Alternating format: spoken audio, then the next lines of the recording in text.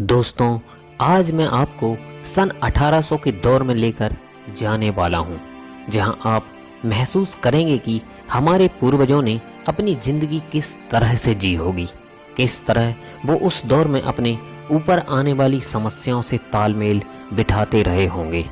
तो आइए जानते हैं आज से 200 साल पहले का हमारा भारत कैसा था। बने रहिए वीडियो के एंड तक।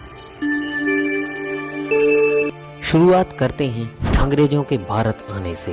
अंग्रेजों ने 16वीं शताब्दी में भारत में दस्तक दे दी थी। आपको यह जानकर हैरानी होगी कि तब शाहजहां आगरा में ताजमहल बना रहा था, तो वहीं दूसरी तरफ अंग्रेज भारत में पैर पसारने की कोशिश कर रहे थे। उस समय भारत में छोटे बड़े राजाओं के अलावा दो बड़ी ताकतें मौजूद थीं।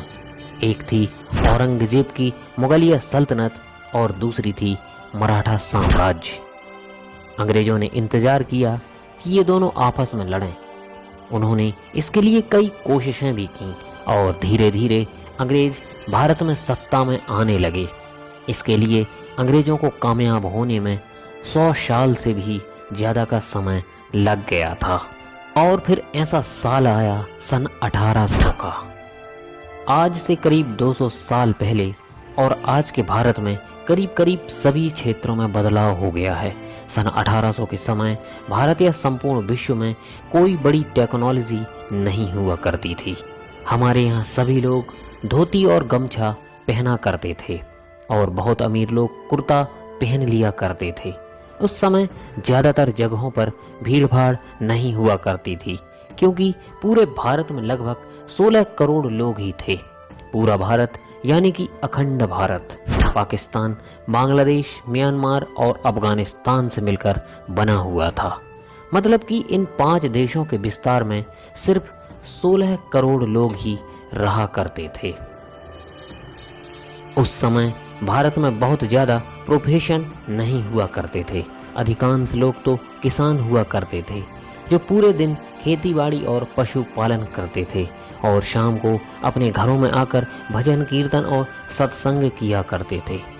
फिर रात में जल्दी सोना और फिर सुबह जल्दी से उठ जाते थे। यही भारत के लोगों की नित्य कर्म और नित्य की दिनचर्या हुआ करती थी।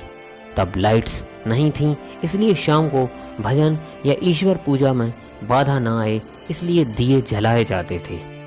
कुछ लोग दूसरे कामों को भी संभालते थे, जैसे कुम्हार, धोबी, सुनार, ये सब।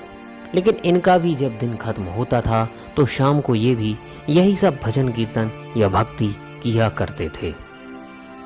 दोस्तों, ये तो थी गांव की बात। और उस समय इतने गांव थे कि गांव ही भारत को रिप्रेजेंट किया करते थे। शहर बहुत कम हुआ करते थे। शहरों की बात करें तो ज़्यादातर लोग मिलों में मजदूरियां किया करते थे।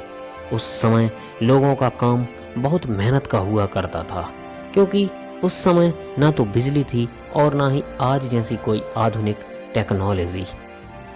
भारत में बिजली सन 1840 में आई, लेकिन भारत के गांवों में बिजली पहुंचने में और कई साल लग गए।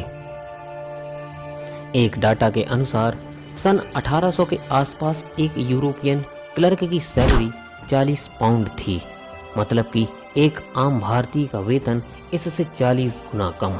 अब इससे आप अंदाजा लगा सकते हो कि भारतीय किसानों की क्या आय रही होगी। ऊपर से किसान बाढ़, सूखा और लगान की मार भी झेलते थे।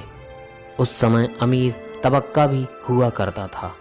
इसमें सब तो नहीं, लेकिन कुछ अमीर ज़्यादा हमेशा ही इस फिराक में रहते थे कि कैसे भी करके अंग्रेज़ों के साथ उनकी दोस्ती हो जाए, और कुछ अमीर अपनी सूझबूझ और स्किल के माध्यम से ठीक ठाक पैसा कमा लेते थे। आज के समय में बीमारियां आम हो गई हैं, लेकिन उस वक्त भी कई बीमारियां मौजूद थीं, जैसे कि कॉलेरा और प्लेग आम थे। इन बीमारियों की कोई दवा नहीं थी और इसके सामने लोग बेबस थे। और अधिकतर दिक्कत प्रेगनेंसी में होती थीं और जानकारी के अभाव में प्रेगनेंसी के दौरान महिलाओं को अपनी जान से हाथ धोना पड़ता था और इसके कारण कई सारे बच्चों की भी जिंदगी खत्म हो जाती थी। बात करें उस वक्त के चुनिंदा लोगों की, जिसे खुश कह सकते हैं, तो बस वही लोग थे जो या तो अच्छे किंगडम थे या फिर अमीर थे। बाकी दबे कुचले लोग गरीबी और बदहाली के कारण ही बेबस थे। और बात करें उस वक्त के एजुकेशन की तो 10% से भी कम पुरुष पढ़े लिखे थे और 1% से भी कम महिलाएं पढ़ी लिखी थीं। और इनमें से ज़्यादातर आंकड़ा शहरों का ही है। गांव में तो इससे भी बदतर हालात थे। हालांकि ऐसा नहीं था कि बिना पढ़े लोग स्किल्ड नहीं थे, वो स्किल्ड भी थे और अपने कई कामों में माहिर भी थे, लेकिन कम पढ़े लिखे होने के कारण लगान जैसी चीज़ों में डील नहीं कर सकते थे। भारत के लोग उस वक्त पैसों से चीज़ें खरीदने की बजाय एक्सचेंज व्यवहार मानते थे, जैसे एक मक्के के बदले 2 किलो चावल या 5 किलो आटे के बदले 3 किलो दाल। ज़्यादातर गाँव में ऐसे ही व्यवहार हुआ करता था। चीज़ों के बदले चीज़ें दी जाती थीं और ऐसे ही गाँव में सभी लोगों के पास सब कुछ पहुंच जाया करता था और इस तरह गांव से अनाज बाहर बेचने जाने की भी ज़रूरत नहीं पड़ती थी। तो दोस्तों,